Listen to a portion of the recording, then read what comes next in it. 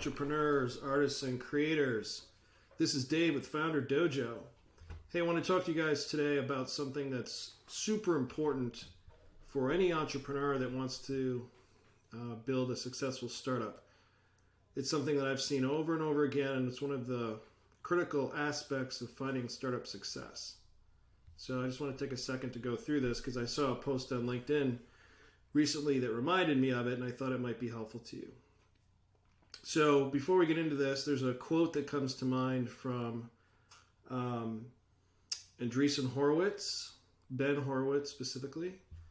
Somebody asked him, what is the hardest part about building a startup for entrepreneurs and founders? And he said the hardest part is managing your own psychology. And I found that to be so true. So we're going to talk today briefly about how to make it through what I call the valley of death.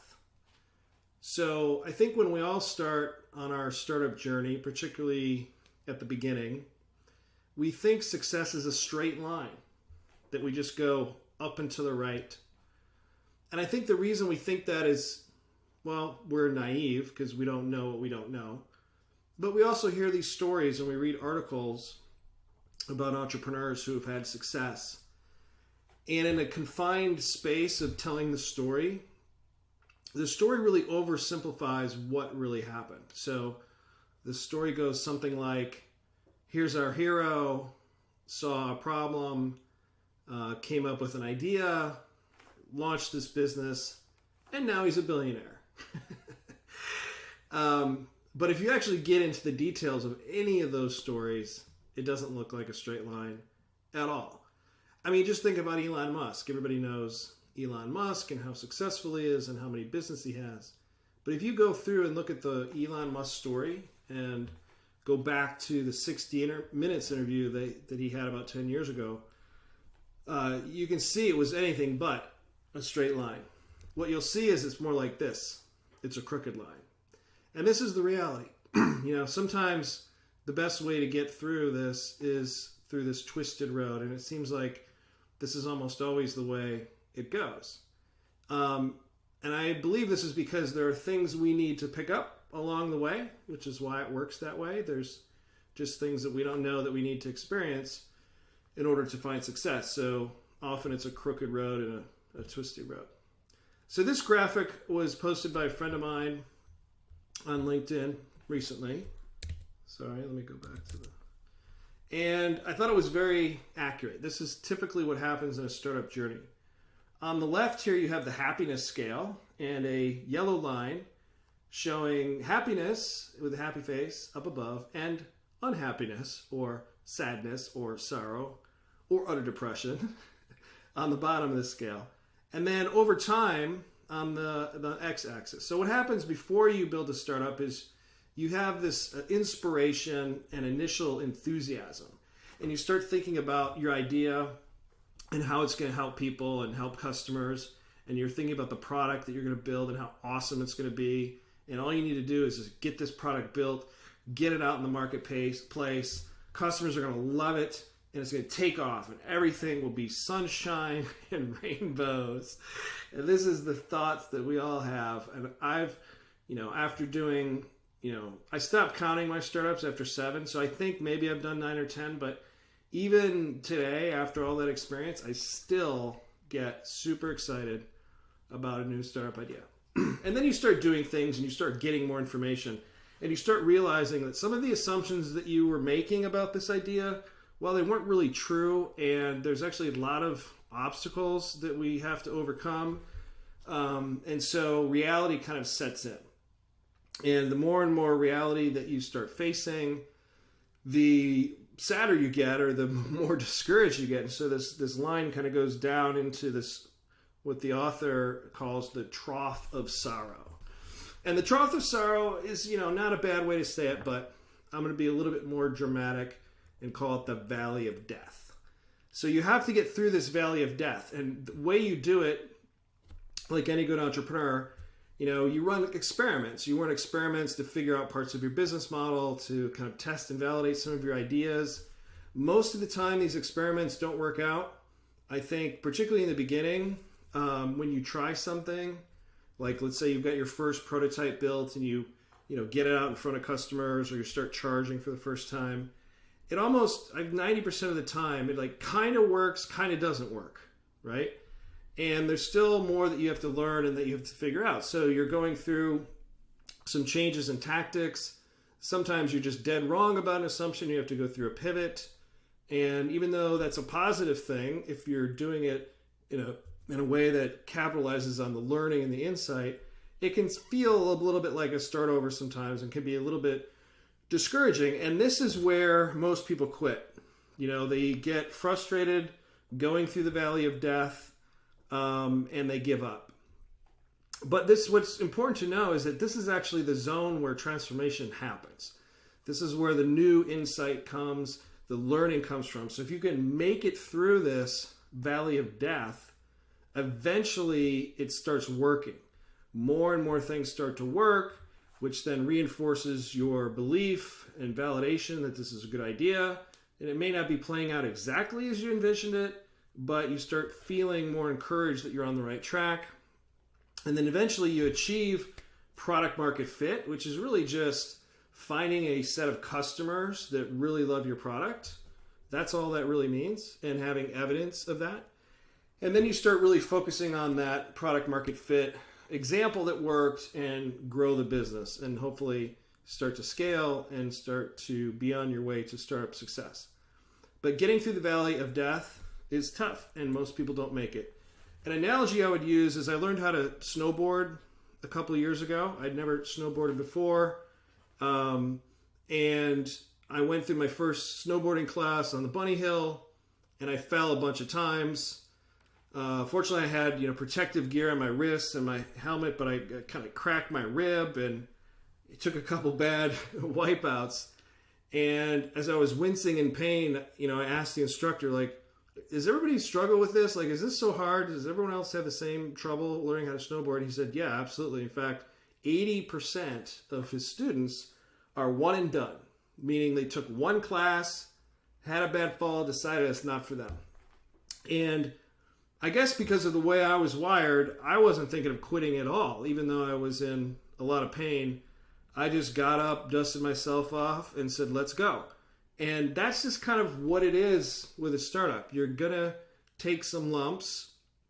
And if you aren't willing to take the lumps and learn from them, then you probably shouldn't snowboard in the first place.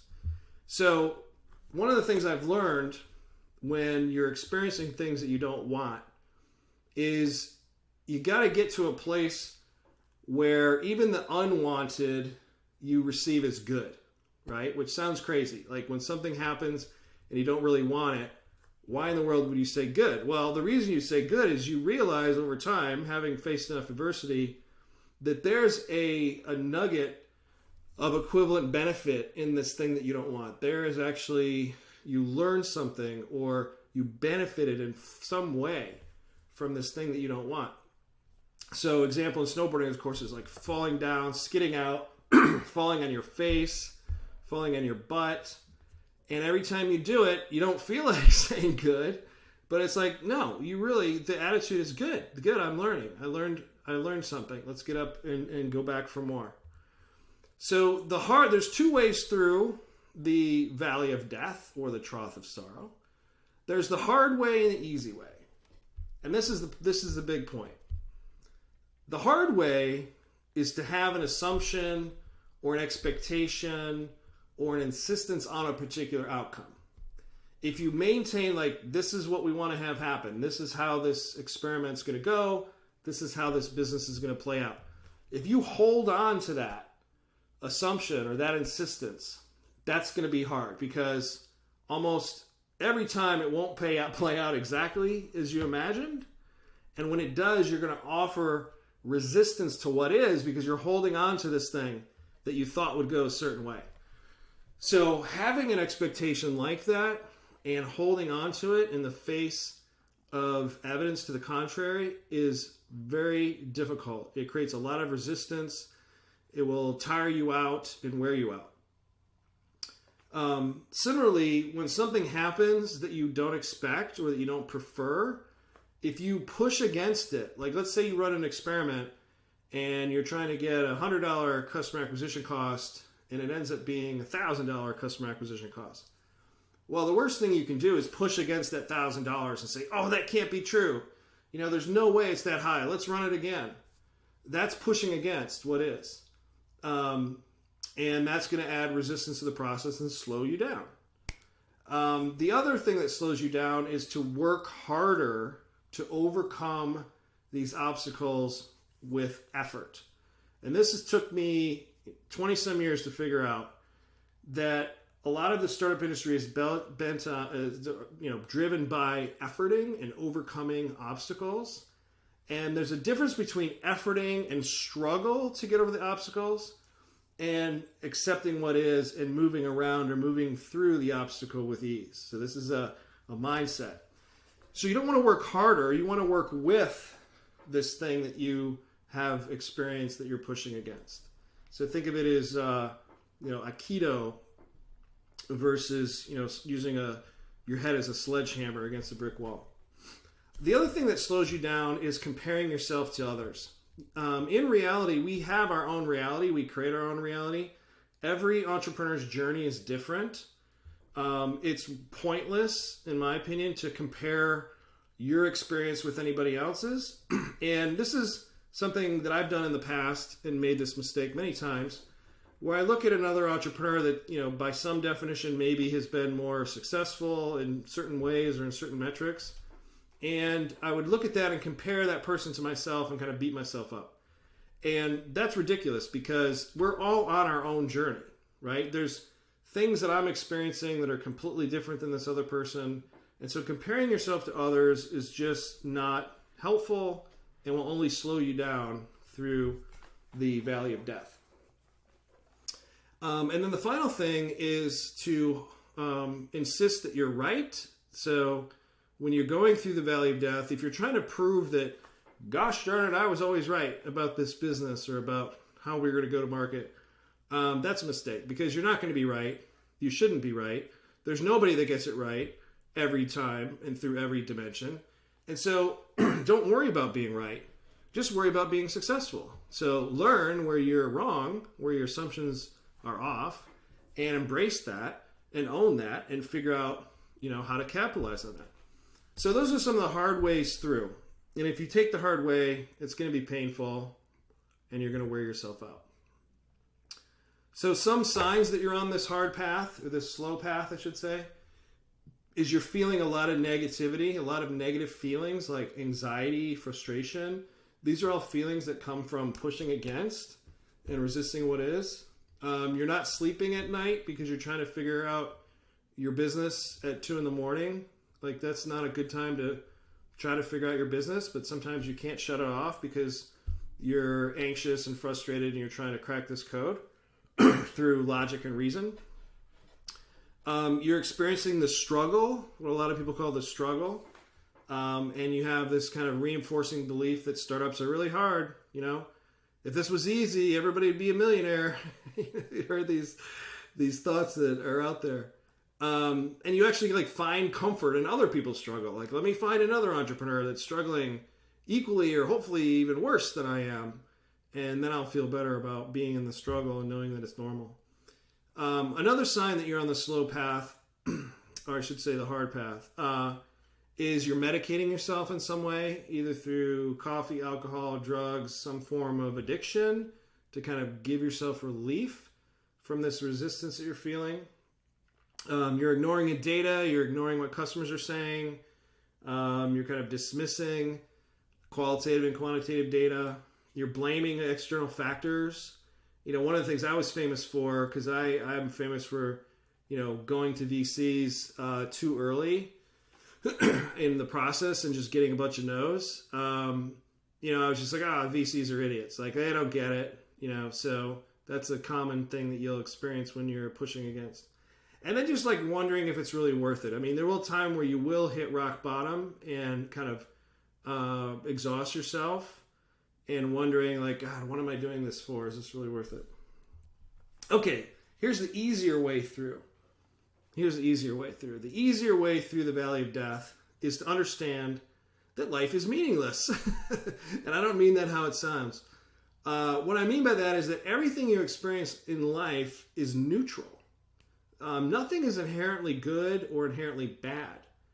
The only reason we experience it that way is because we're assigning the meaning to this thing that we don't want.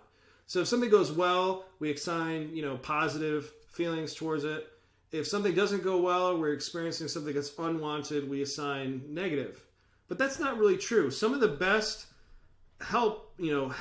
lessons you get are from when you've had failure, right? So if you think about it, if failure leads to things that you have learned, lessons, insight about the business or about customers, these are exactly the insights you need to make your business successful. So is failure a good thing or a bad thing? Well, I would argue that it's up to you to determine what the meaning is.